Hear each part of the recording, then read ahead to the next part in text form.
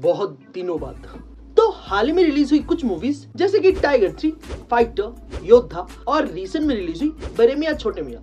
इन सब मूवीज में कॉमन क्या है, ज्यादा सोचने की जरूरत नहीं है, मैं ही बता देता हूँ। ये सब मास एक्शन पेट्रियोटिक मूवीज थी जिनका थीम लगभग सेम था, जिसके अंदर India is always under attack. और पिछले साल के एंड से लेके अभी तक हमें ऐसे थीम वाले मूवीज बहुत देखने को मिले, जिसमें से हर दूसरी मूवी का topic same and repeated theme की वजह से ये सब एक्शन मूवीज बस एक रेगुलर ट्रोप बन के रह गई, जिसका सीधा सीधा इम्पैक्ट हम बॉक्स ऑफिस में भी देख सकते हैं। चलो, बड़े मियां छोटे मियां तो थी ही बकवास। On the other hand fighter और योद्धा ये दोनों अच्छी मूवीज होने के बावजूद भी पिट गई। तो इन सब मूवीज का एक्चुअल प्रॉब्लम क्या है, चलो देखते हैं। First, same narrative. अभी मैंने जितनी भी मूवीज का नाम लिया, इन सब मूवीज की स्टोरी लाइन भले ही अलग हो, बट इन मूवीज का नैरेटिव सेम है, जिसमें एक ऑफिसर होगा जो अपने सीनियर्स का ऑर्डर नहीं मानता, इस वजह से उसे कुछ कॉन्सिक्वेंसेस फेस करने पड़ते हैं। एंड एक जेनेरिक सा विलन होगा जो कि बिना वजह हमारे देश को बर्बाद करना चाहता है, और किसी न किसी तरह से उसका पास्ट हमारे हीरो से जुड़ा होगा। और जिस हीरो को ऑफिशियल्स और उसके सीनियर्स नल्ला नालायक नाकारा समझ के निकाल देते हैं, वही उस आतंकवादी को पेल देता है। एंड इसके बाद एक पोस्ट क्रेडिट सीन जो कि फर्दर सीक्वल्स को हिंट करता है। एंड अभी मैंने जितनी मूवीज का नाम लिया, इन सब मूवीज का स्ट्रक्चर एंड थीम यही है। देखो, अभी हमारे जवानों को सेलिब्रेट करते हुए ये मूवीज बनाई जाती है, जो कि अच्छी बात है, बनानी भी चाहिए। लेकिन एक ही चीज हम कितनी बार देखें, और अगर बनानी भी है then it should be like Uri the surgical strike and not Bade Miyan छोटे मियां। अगर देशभक्ति के ऊपर ऐसी मूवीज बनानी है हमारे जवानों को सेलिब्रेट करते हुए, तो जेन्युइनली बनाओ ना। अभी ऐसे मूवीज ट्रेंड में, इस वजह से एक जेनेरिक सा प्लॉट उठा के उसमें सोल्जर का एंगल डाल के एक मूवी बना देना, ये हमारी इमोशंस को एक्सप्लॉइट करना नहीं हो गया। चलो, ये तो हो गई नैरेटिव या फिर थीम की बात। लेकिन इन सब मूवीज में एक और चीज जो सेम है वो है वन डायमेंशनल कैरेक्टर्स। अब हमारे इंडियन मूवीज में हीरो का तो ऑलरेडी से एक स्टीरियोटाइप है कि हीरो ऐसा ही होगा, यही करता होगा, तो उसे छोड़ देते हैं। But what about villains? Because a hero is as powerful as its villain. तो अगर तुम हीरो को पावरफुल दिखाना चाहते हो तो विलन को पावरफुल दिखाओ, हीरो अपने आप पावरफुल दिखेगा। या फिर विलन के कैरेक्टर को ऐसे डेवलप करो कि वो मेनेसिंग दिखे। बट टाइगर 3, फाइटर, योद्धा, बड़े मियां छोटे मियां, इन सब मूवीज के villains are as generic as possible. जहां भले ही ये कितने अच्छे एक्टर्स हो और इनकी परफॉर्मेंस कितनी भी अच्छी हो, लेकिन अगर तुम उनको परफॉर्म करने लायक कोई मटेरियल ही नहीं दोगे या फिर उनके बैक स्टोरी को क्लीशेड बना के रखोगे, तो वो परफॉर्म कैसे करेंगे?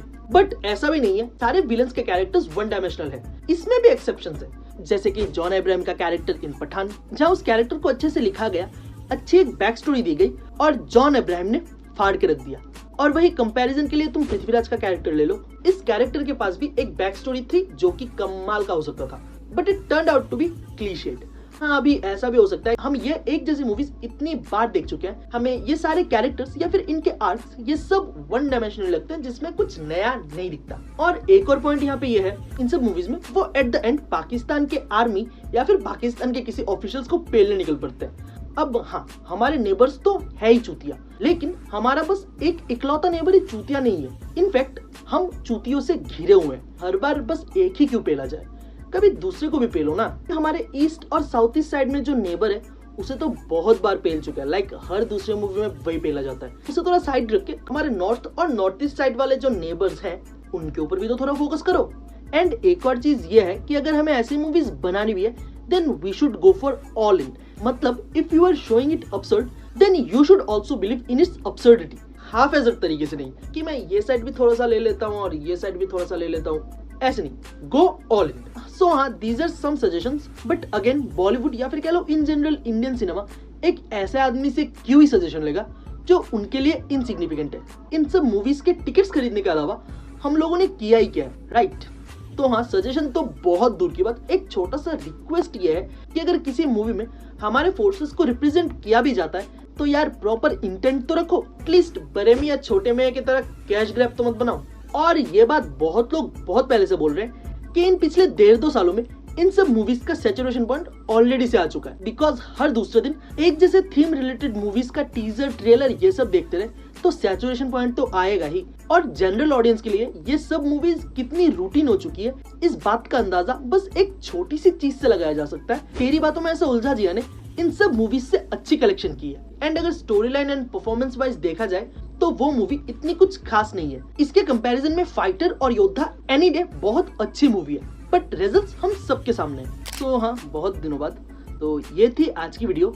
अगर ये वीडियो आप लोगों को पसंद आया तो लाइक करें और अगर नहीं तो डिसलाइक भी कर सकते हैं। और इन सबको लेके आप लोगों का क्या ओपिनियन है कमेंट सेक्शन में जरूर से लिख के बताइए। एंड अगर वीडियो पसंद आए तो लाइक एंड अपने दोस्तों के बीच शेयर जरूर से कर देना। एंड हाँ, मिलते हैं जल्दी किसी दूसरे वीडियो में किसी दूसरे टॉपिक के साथ। टिल देन, अंडी मंडी संडी।